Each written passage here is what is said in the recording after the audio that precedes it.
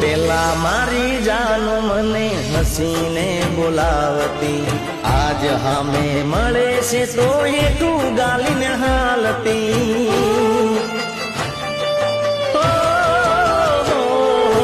વાત કરું તો એ મોઢું લેશે ફેરવી, દિલ મારું દાજે છે એના વારે વ્યવહારથી. મારા માટે નફરત કોને ભરી તારા દિલમાં, વાત મારે કરવી છે હું ગાડ ઘરના બારણા. હાથ બીજાનો હાથમાં જાલીને બાળ્યા મારા કાળજા.